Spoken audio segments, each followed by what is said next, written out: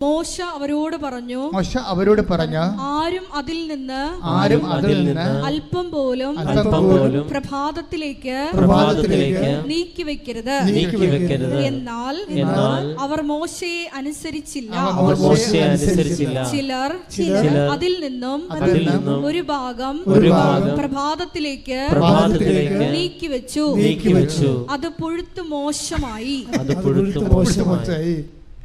അതായത് ഇതിൻ്റെ പ്രശ്നം ഇതാണ് വെച്ചാൽ, ഭൗതിക ആനുകൂല്യങ്ങളുടെ ആധിക്യത്തിൽ കമ്പയർ ചെയ്തുകൊണ്ട് അഭിരമിക്കരുത്.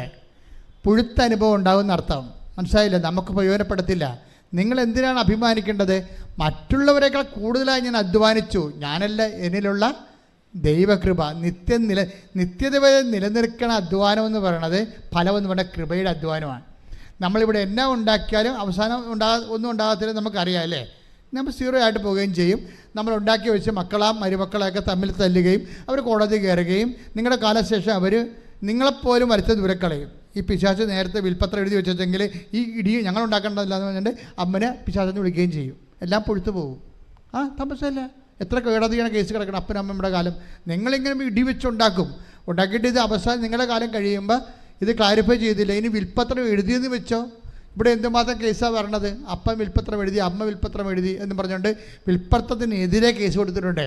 എന്നിട്ട് ഇവർ തമ്മിൽ മിണ്ടാണ്ടിരിക്കുകയാണ്. അപ്പോൾ ഭൂമിയുടെ കാലത്ത്, ആയുസിൻ്റെ കാലത്ത് ഇവരുണ്ടാക്കിയതെല്ലാം ഇപ്പോൾ മക്കൾ തമ്മിൽ തല്ലാനും കോടതി കയറാനും വക്കീൽമാർക്കും ജഡ്ജിമാർക്കും കൊടുക്കാനായില്ലേ?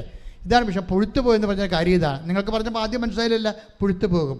അതുകൊണ്ട് ദൈവത്തെ മുൻനിർത്തിക്കൊണ്ട്, സ്വർഗത്തിനെ മുൻനിർത്തിക്കൊണ്ട് ജീവിക്കുക. പ്രയോറിറ്റി ആൻഡ് പ്രോട്ടോക്കോൾ അതൊരു പ്രധാനപ്പെട്ട വിഷയമാണ്.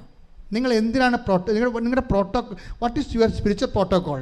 What is your priority? നിങ്ങളുടെ മുൻഗണന എന്തിനാണ്? ഈ മുൻഗണനയിൽ എന്താ പ്രശ്നം വെച്ചാൽ, ദൈവം പറയും ആദ്യം നിങ്ങൾ എന്തിനു മുൻഗണന കൊടുക്കണം?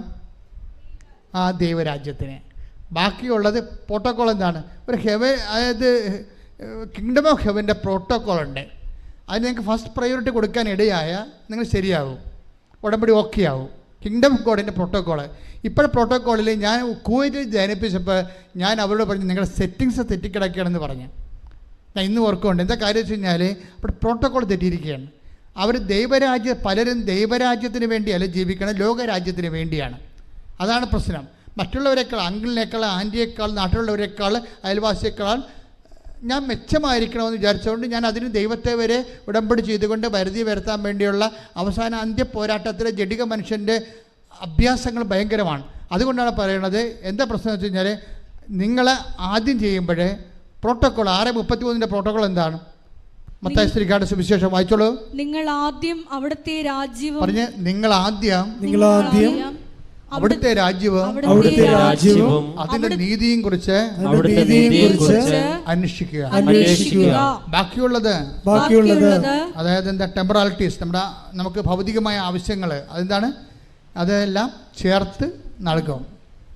അപ്പോൾ നമ്മളെന്താ സംഭവിച്ചിരിക്കുന്നത് വെച്ച് കഴിഞ്ഞാൽ, ദൈവം കൊടുക്കുന്ന ഒരു പ്രോട്ടോക്കോളും പ്രയോറിറ്റിയും ഉണ്ട്. പക്ഷെ ജഡിക മനുഷ്യന് ഇത് ബോധ്യപ്പെടത്തില്ല. അതുകൊണ്ട് അവനെപ്പോഴും വയറിൻ്റെ പ്രശ്നത്തിന് പ്രാധാന്യം കൊടുത്തുകൊണ്ടിരിക്കും, ജീവിത പ്രശ്നത്തിന് പ്രാധാന്യം കൊടുത്തുകൊണ്ടിരിക്കും.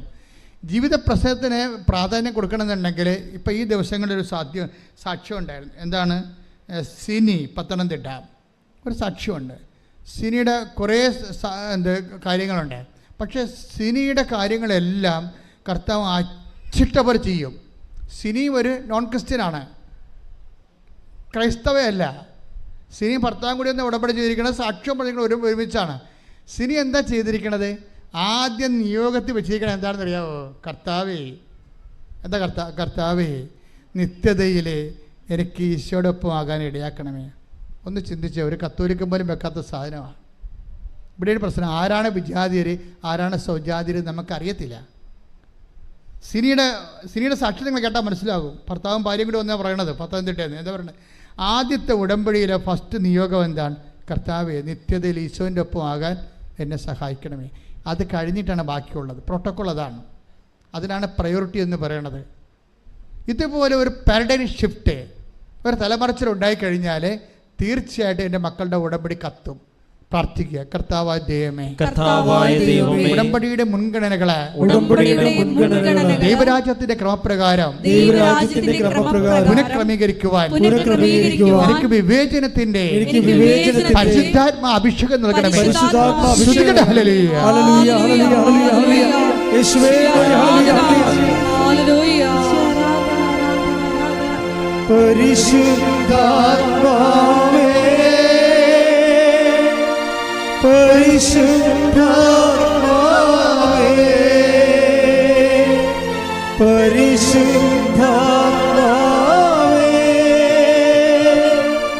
പരിശുദ്ധാത്മാവേ, വരിക വരിക ഞങ്ങളിൽ നീ, പരിശുദ്ധാത്മാവേ,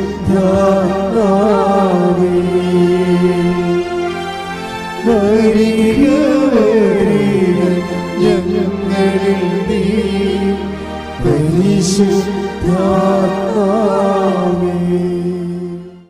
നാഥാനിയലിനെ കണ്ട കഥ അറിയാമല്ലോ.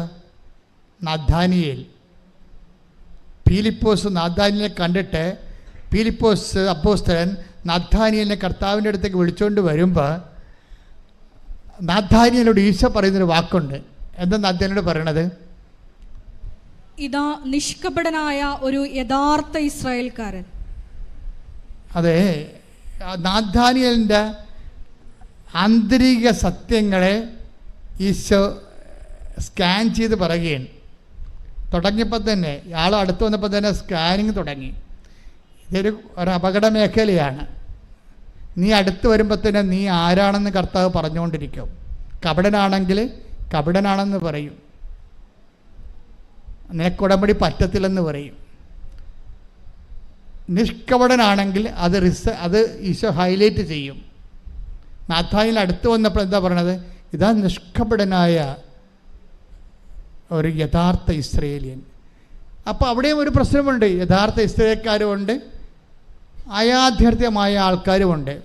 അപ്പോഴേ നാഥാനിയൽ ഈശോയോട് ചോദിക്കും, റബ്ബി നീ എന്നെ എങ്ങനെ അറിഞ്ഞു എന്ന് ചോദിക്കും. അപ്പോൾ ഈശോ പറയുന്ന വാക്കുണ്ട്. എന്താണ് പറയുന്നത്? നീ അത്തിവൃക്ഷത്തിൻ്റെ പീലിപ്പോസ് നിന്നെ കാണുന്നതിന് മുമ്പ് നീ അത്തിവൃക്ഷത്തിൻ്റെ ചുവട്ടിലായിരുന്നപ്പോൾ ഞാൻ നിന്നെ കണ്ടു. അപ്പോൾ പീലിപ്പോസ് നിന്നെ കാണുന്നതിന് മുമ്പ് ഞാൻ നിന്നെ കണ്ടുവെന്നാണ്. ഇത് ചുമ്മാ കളിയല്ല. നീ വിശ്വാസത്തിലൂടെ ഇപ്പം ക്രിസ്ത്യൻ മാതാപിതാക്കളും ജനിച്ചാലും ക്രിസ്ത്യാനി ആയാലും അല്ലെങ്കിൽ കർത്താവിനെ ജീവിത സമ്മർദ്ദങ്ങളിൽ ദൈവത്തെ തേടി വന്നപ്പോഴേ അനുഭവങ്ങൾ കൊണ്ട് നീ കർത്താവിൽ വിശ്വസിച്ചാലും ആരെങ്കിലും മുഖേനയാണെങ്കിലും കർത്താവ് പറയും ആരെയും മുഖേനയല്ല, പീലിപ്പോസ് മുഖേനയല്ല, ഞാനെന്താണ്, ഞാനാണ് നിന്നെ കണ്ടതും വിളിച്ചതും. അത് ഭയങ്കര വിളിയല്ലേ? കൈയടിച്ച് ശ്രദ്ധിക്കട്ടെ. ഹല്ലേലൂയ, ഹല്ലേലൂയ, യേശുവേ